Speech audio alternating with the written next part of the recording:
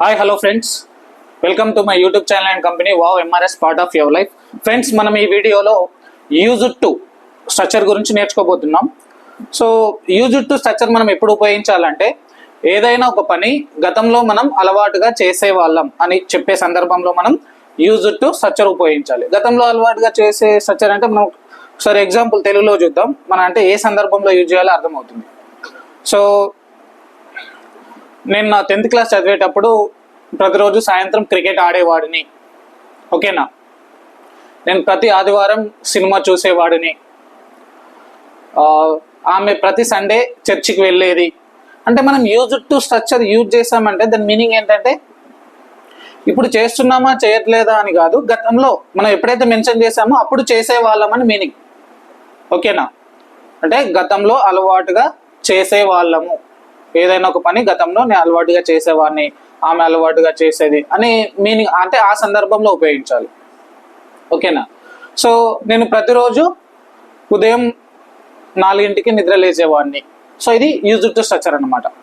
ఓకేనా, సో చేసేవాడిని, వెళ్ళేవాడిని, ఆడేవాడిని, కలిసేవాడిని. సో ఇలాంటి మీనింగ్ రావాలంటే మనం ఏ స్ట్రక్చర్ ఉపయోగించాలి? ఇంగ్లీష్లో యూజ్డ్ టు స్ట్రక్చర్ ఉపయోగించాలి. మనం ఇంతకుముందు వీడియోలో want to structure, wanted to structure గురించి నేర్చుకున్నాం. ఇప్పుడు యూజ్డ్ టు స్ట్రక్చర్ అనమాట. సో ఈ స్ట్రక్చర్స్ అన్ని మీరు గమనించినట్టయితే want to, wanted to, used to.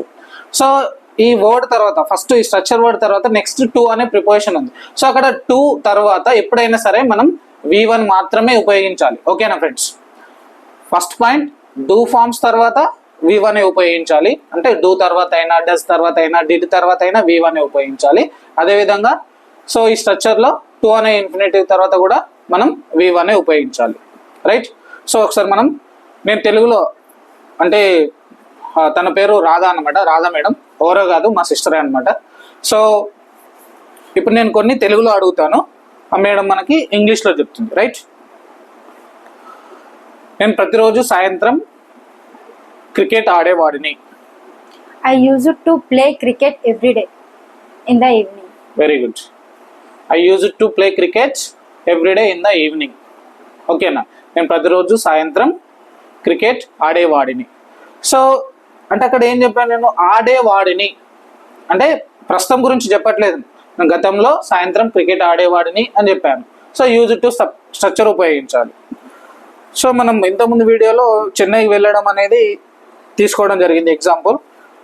So ప్రతి ఒక్కరికి క్లియర్గా అన్ని స్ట్రక్చర్స్ అర్థం కావడానికి అదే సెంటెన్స్ని మనం అన్ని స్ట్రక్చర్లో ఏ విధంగా ప్రతి స్ట్రక్చర్ ఉపయోగించి అంటే ఏ స్ట్రక్చర్కి ఏ విధంగా అది చేంజ్ అవుతుంది అది గమనించినట్టయితే ఒకే మెయిన్ వర్డ్ పైన ఒకే సెంటెన్స్ని మనం అలా ప్రతి స్ట్రక్చర్తో చెప్పినట్టయితే స్ట్రక్చర్స్ అన్ని క్లియర్గా అర్థమవుతాయి. అందుకని మనం అదే ఎగ్జాంపుల్ తీసుకున్నాం ప్రతి సబ్జెక్ట్తో. ఓకేనా, సో ఇది కూడా యూజ్డ్ టు స్ట్రక్చర్ కూడా వాంటెడ్ టు స్ట్రక్చర్ లాంటిదే అన్నమాట.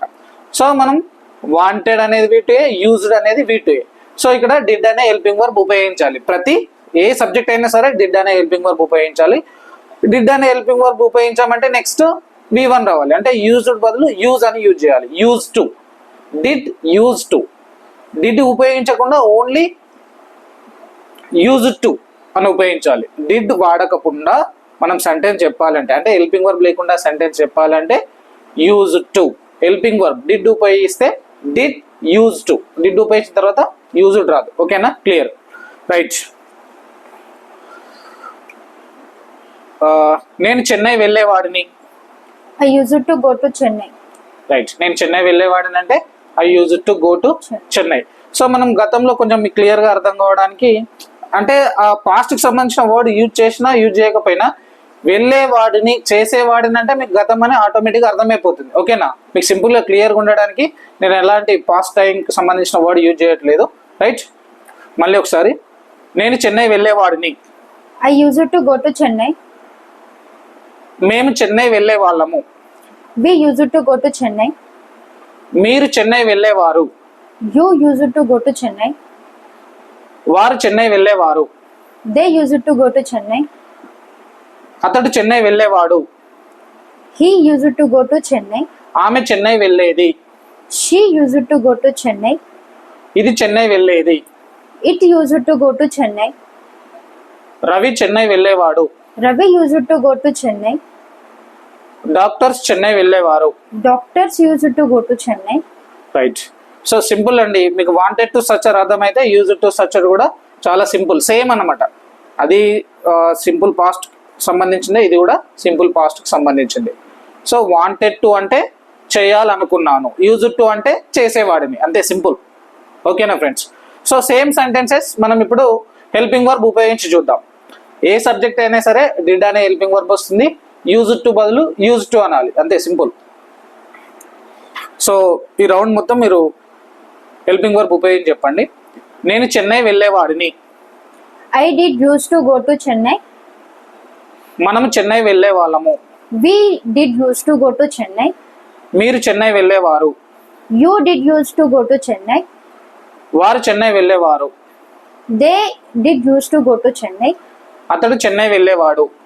He did used to go to Chennai. ఆమె చెన్నై వెళ్ళేది. She did used to go to Chennai. ఇది చెన్నై వెళ్ళేది. It did used to go to Chennai. Ravi Chennai వెళ్ళేవాడు. Ravi did used to go to Chennai. Doctors Chennai వెళ్ళేవారు. Doctors did used to go to Chennai.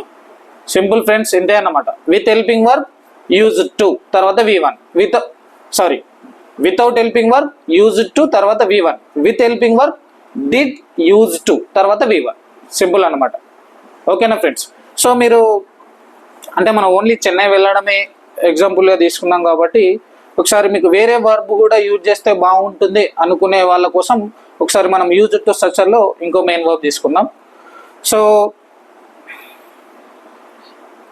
నేను simple words తీసుకుందాం అందరికి అర్థం కావడానికి. నేను క్రికెట్ ఆడేవాడిని, ఇది ఓన్లీ వితౌట్ హెల్పింగ్ వర్బ్. నేను క్రికెట్ ఆడేవాడిని. I used to play cricket. మేం క్రికెట్ ఆడేవాళ్ళం. We used to play cricket. మీరు క్రికెట్ ఆడేవారు. You used to play cricket. వారు క్రికెట్ ఆడేవారు. They used to go to cricket. Sorry, Used to play cricket. Repeat full They used to play cricket. Okay, వారు cricket ఆడేవారు అంటే they use to play cricket. అతడు cricket ఆడేవాడు. He used to play cricket. ఆమె cricket ఆడేది. She used to play cricket. ఇది cricket ఆడేది. It used to play cricket. Ravi cricket ఆడేవాడు. Ravi used to play cricket. Doctors cricket ఆడేవారు. Doctors used to play cricket. So ఇది friends, so wanted to స్ట్రక్చర్లో మనకి full explanation ఇవ్వడం జరిగింది. So ఇది చూసే ముందు మీరు వాంటెడ్ టు స్ట్రక్చర్ ఆ వీడియో కూడా చూడండి, క్లియర్గా అర్థమవుతుంది. సో చాలా సింపుల్ ఫ్రెండ్స్. సో గతంలో మనం అలవాటుగా ఏదైనా ఒక పని చేసేవాళ్ళము అనే సందర్భంలో యూజెస్ టు స్ట్రక్చర్ ఉపయోగించాలి. టు తర్వాత ఎప్పుడైనా సరే మనం V1 ఉపయోగించాలి. ఇంకోటి ఏంటంటే డూ ఫార్మ్స్ ఎప్పుడు వచ్చినా సరే, అంటే డూ కానీ డస్ కానీ డిడ్ కానీ డూ ఫార్మ్స్ తర్వాత కూడా మనం V1 ఉపయోగించాలి. Thank you friends, thank you so much. So ఈ వీడియో మీకు నచ్చినట్టయితే ప్లీజ్ లైక్ చేయండి, షేర్ చేయండి, సబ్స్క్రైబ్ చేయండి. మన యూట్యూబ్ ఛానల్ని ఫాలో అవ్వండి. 100% మీకు ఇంగ్లీష్ అనేది వస్తుంది. So thank you friends, thank you so much, thank you.